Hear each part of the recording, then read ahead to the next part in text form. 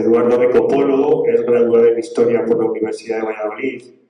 es becario del proyecto laboral formativo del Archivo General de Simancas, donde trabaja actualmente, y es funcionario de carrera en el Cuerpo de Archiveros de la Administración General del Estado. Entonces, con todas esas cosas, yo creo que nos va a sorprender a más de uno. Entonces, Eduardo, cuando quieras, todo tuyo.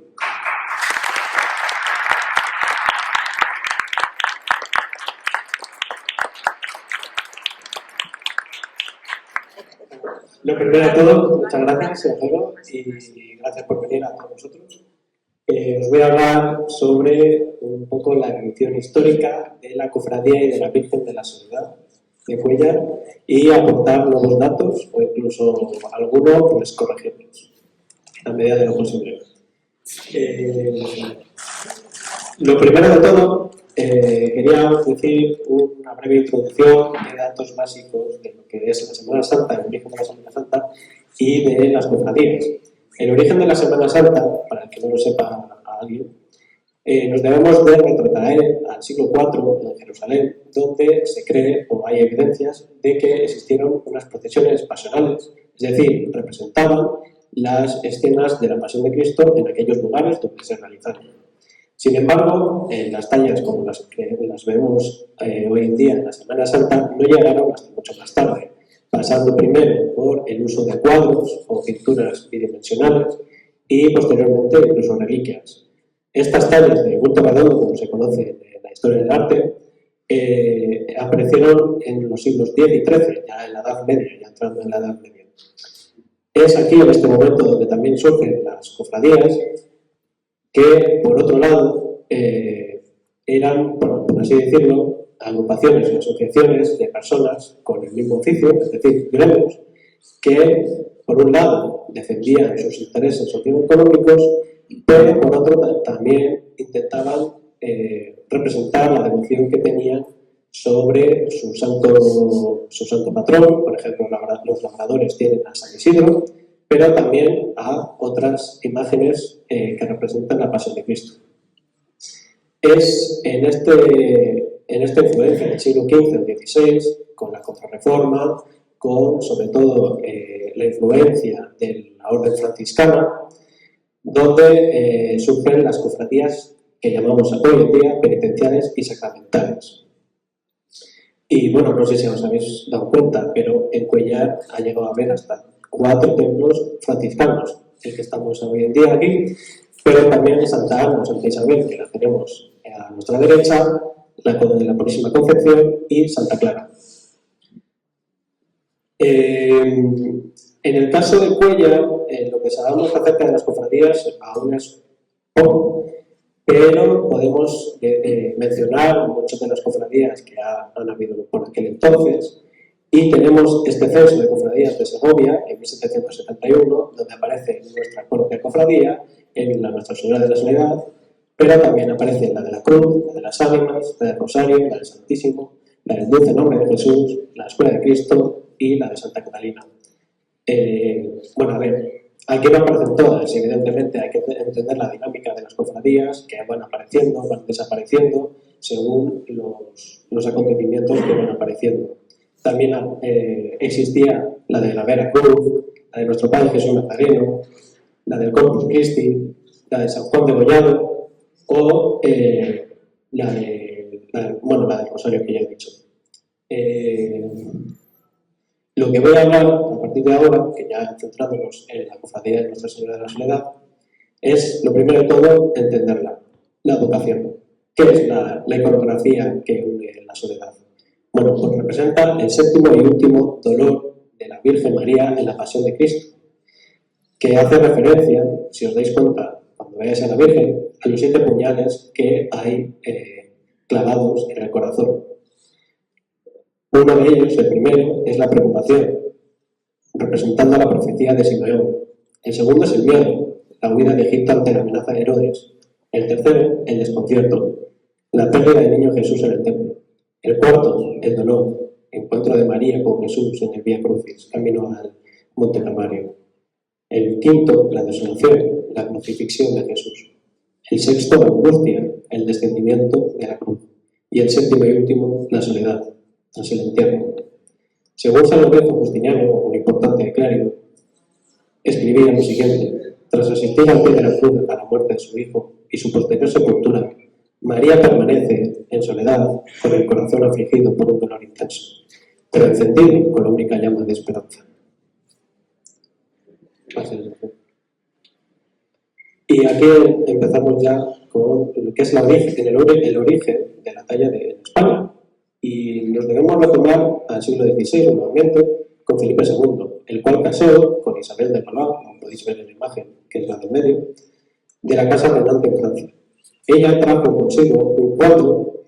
donde se veía a la Virgen arrodillada tras una cruz vacía, por el que tenía especial devoción. Tal fue la devoción que, entre muchas leyendas que han habido, encargó a Gaspar Becerra, un pintor español recién llegado de Italia, realizar una talla de culto redondo de la Virgen de la Soledad.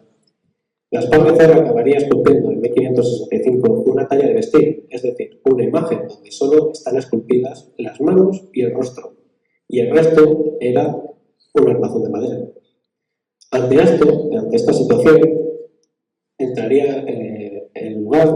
una natural de Cuéllar, María de la Cueva y Toledo, hija del segundo duque de Alburquerque, condesa de Breña y camarera mayor de la reina. ¿Qué es lo de la camarera mayor de la reina? Bueno, pues era un cargo que, más allá de lo personal, el vínculo personal que unía a la camarera con la reina, era su labor principal, era vestir a la reina y guardar sus joyas. Y, ya que había sido recientemente enviudada, eligió vestir de luto con sus ropajes de luto a la Virgen de la Soledad. Posteriormente, esta imagen acabó siendo parte del convento o iglesia de la Soledad de la Victoria, de los Mínimos, en Madrid, cerca de la Puerta del Sol, en lo alto de la carrera de San Jerónimo, donde está el Congreso de los Diputados. Debido a los daños que produjeron la Guerra de la Independencia, fue derruido finalmente tras la desamortización de Mendizábal, mientras que la Virgen sería finalmente destruida en un incendio en la Guerra Civil. En cuanto a la cofradía de Nuestra Señora de la Soledad de Cuéllar, aún el origen es incierto. Existe una teoría de Jorge Herrera Mesón, donde la cofradía ya había sido fundada en 1585, pues en este año se había emitido una bula de indulgencia por el Papa Gregorio XIII, que, para el que no lo sepa, es el del calendario gregoriano, en el que se menciona que la cofradía de Nuestra Señora de la Soledad se fundó en la iglesia desaparecida de San Gil, en la plaza homónima, cerca del Arco de la Judería, y, bueno, yo no he llegado a encontrar ningún rastro más de dicha bula, así que igual que una bula es un bulo, pero quién sabe. Lo que sí sabemos es que hay otra bula de indulgencia, años antes, que investigó un propio investigador del Archivo Ducal de Albuquerque, de 1578, en el que dice textualmente que con cada misa que dijera y celebrara el altar de la invocación de Nuestra Señora puesta en la capilla de los Rozas, que está en la iglesia y monasterio de San Francisco de la Villa de Cuéllar, y sea libre de las penas del purgatorio. No sabemos si se refiere a la soledad, porque solo dice invocación de Nuestra Señora, pero es una posible evidencia. Lo que sabemos a ciencia cierta, os he hecho un programa, este mismo historiador encontraría en 1680, encontraría hace poco, pero encontró un documento en 1684 que aparecía la imagen de Nuestra Señora de la Soledad procesionando en la procesión que se llamaba el Descendimiento, que hablaremos más tarde, saliendo de la iglesia de San Martín. El mismo Jorge Herrero Mesón habría encontrado un documento más tarde que dataría de 1695, donde se ordena que los restos mortales de varios miembros de la Casa de Albuquerque fueran acompañados por cofrades de la Luz, Caballeros Hijos de Oro, de Ánimas, de la Vera Cruz y de Nuestra Señora de la Soledad. Es decir, la cofradía, sin incurrir en error, ya habría sido fundada y estaría fundada más o menos a mediados del siglo XVII, si no antes. En cualquier caso, la cofradía de Nuestra Señora de la Soledad tuvo muy importante y mucha relación y muy estrecha con la Casa Ducal de Albuquerque. No solo con María de la Cueva de Toledo, como hemos dicho anteriormente, sino también con el octavo duque de Albuquerque, que, siendo virrey de Nueva España, en 1657 dedicó una capilla exclusivamente a la Soledad en la Catedral de México. Y el 11º duque de Albuquerque nombraría a una de sus hijas como María de la Soledad. Pero hay que hablar de una persona muy especial en todo esto, y es lo que yo he encontrado en los archivos del Estado, que es Ana de la Cueva y Enrique de Armendari, marquesa de Carmelita y condesa de la Torre. Ana de la Cueva, igual que su predecesora lejana, era camarera mayor de la reina. Y no sabemos la fecha exacta, pero en la década de 1690, su madre y ella, ya viudas, estaban interesadas en comprar o adquirir varias capillas en el convento de San Francisco, también llamado Nuestro Padre San Francisco. Y ahora os mostraré el expediente inédito que se encuentra en el Archivo Histórico de la Nobleza, de Toledo, que aprovecho para dar mis agradecimientos a mis compañeros, en concreto a Celia Flores y a Alejandro Sierra por ayudarme. Bueno, como veis, os he subrayado en rojo para que veáis lo más importante, pero es la escritura de la donación, inversión y traspaso por parte de las autoridades franciscanas, el padre guardián provincial y el síndico de Cuellar, con el refrendo de los religiosos de San Francisco, de una capilla a la dicha Ana, que data de 1708, y estaba situada dicha capilla, como dice ahí, la primera a mano izquierda, por la puerta principal, lindando por fuera con el atrio, hacia poniente con el camino de Escarabajosa, por el mediodía con la plazuela y por dentro con la capilla del entierro de Cristo, es decir, la grande por la que habéis pasado primero. Según el propio de este tratado, Ana de la Cueva, como sus sucesores, pasarían a ser patrones de ellas a perpetuidad. Y al final de esta imagen os he puesto las razones por ello, que cito textualmente: en reconocimiento y gratitud de las muchas y grandes limosnas y otros muchos beneficios que dicho convento ha recibido de sus excelencias. Por otra parte, porque todo lo que se da también hay que poner al soporte, tenemos en la siguiente fotografía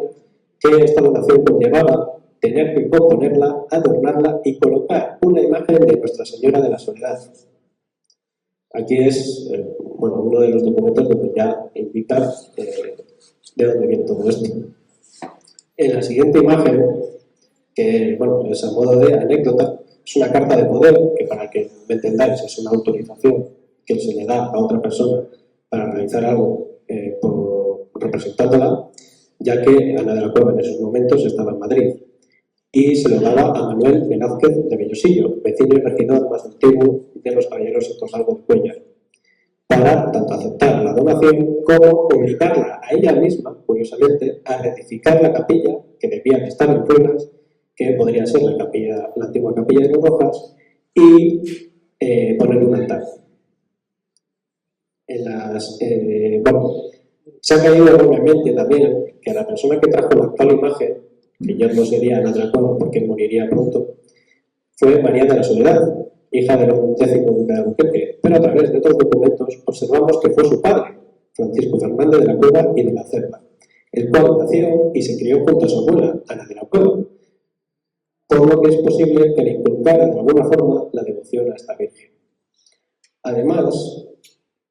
podemos afirmar que la imagen fue traída desde Madrid por el dicho duque entre 1733 y 1757, que son las fechas correspondientes a la época que fue duque. Aunque desconocemos el autor y la fecha de su creación, podemos saber a ciencia cierta que es una de las copias más fidedignas que se ha hecho de la Virgen de la Soledad, con respecto al original de Gaspar Becerra. En este documento, en este primer documento, podemos leer, cito textualmente: la imagen de la Soledad que se venera en la capilla de San Francisco fue enviada por el excelentísimo señor Francisco Fernández de la Cueva, sacada por la de Madrid y colocó en ella, en la capilla que gozó. Bueno, ya el nombre Francisco Fernández de la Cueva es un poco redundante en los duques de Albuquerque, ya que han habido varios de ellos, padres, hijos, otra vez hijos, etc. Pero en el siguiente documento, Miguel de Velasco Muñoz, mayordomo de la cofradía, que es por lo que sería ahora el cargo hermano mayor, expone al marqués de Santa Cruz que se saca Nuestra Señora cuando la enviaron desde esa corte los excelentísimos señores predecesores de mi señora, doña María de la Soledad. Es decir, era el padre de María de la Soledad. A continuación, con las camareras, esta labor que fue originada por el oficio cortesano de vestir a la reina se trasladaría a estos días que han estado vistiendo a nuestra Virgen. El honor que suponía ser camarera era inmenso, como se expone en esta carta de 1771 de Joaquín Figueroa, pidiendo al marqués de Santa Cruz que el honor de ser camarera de su madre fallecida, Gregorio Orozco, pase a su mujer, Josefa Salvador. Además, en este mismo documento, más tarde, aparece que en ese mismo año lo recaudado de las limosnas fueron para adornar a la Virgen con un manto de terciopelo y estrellas de plata. Vamos, no escatimaban en gastos.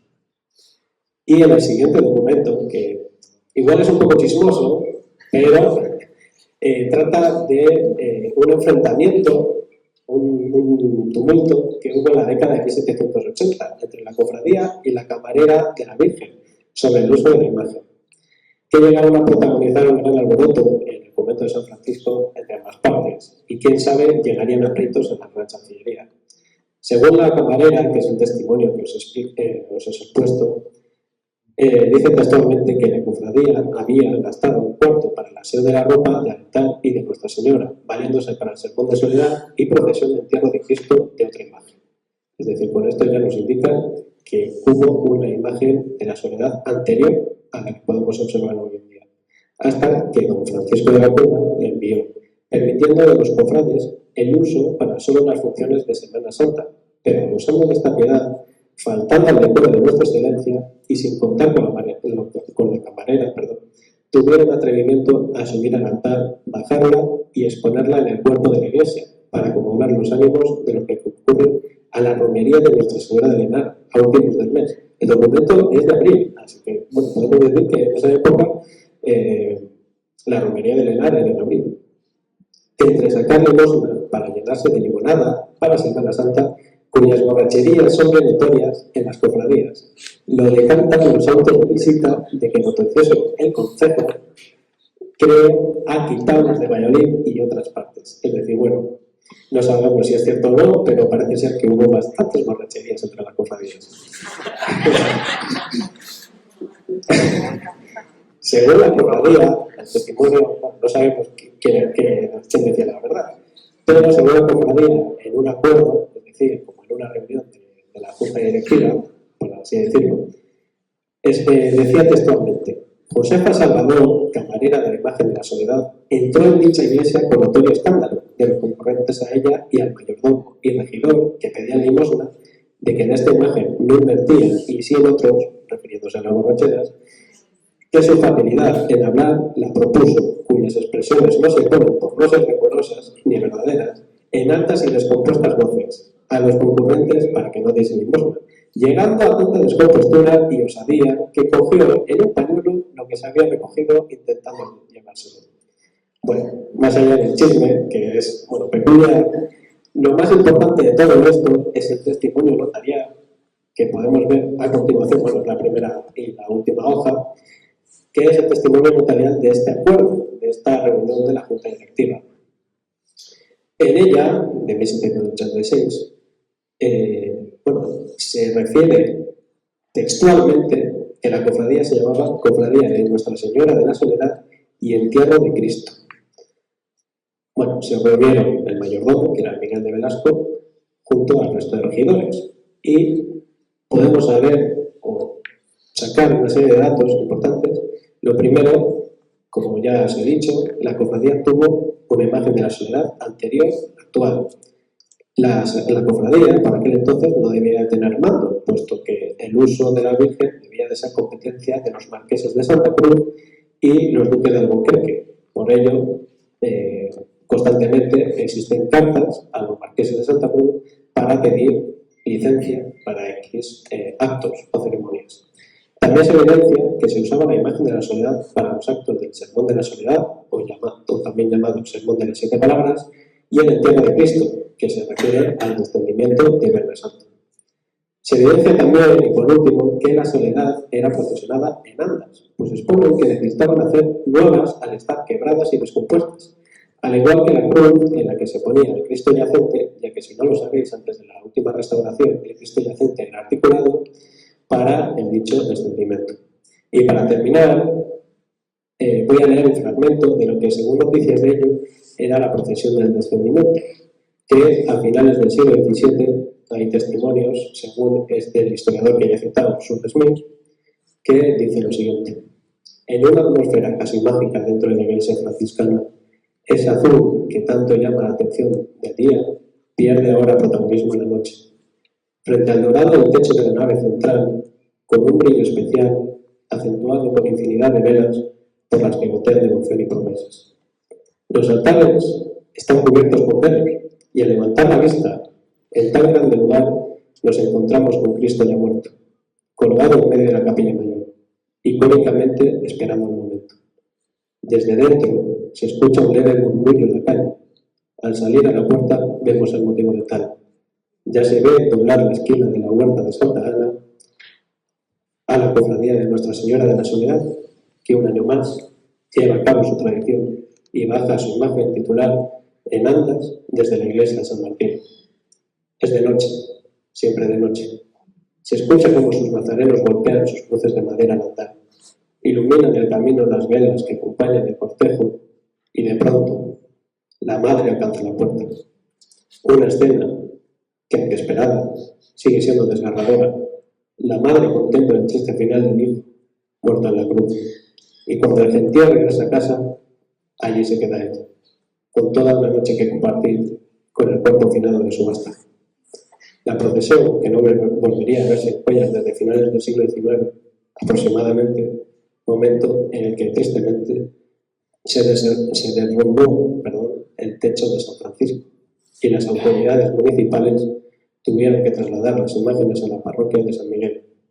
Libro de actas del Ayuntamiento de Cuéllar, 22 de abril de 1871. Muchas gracias.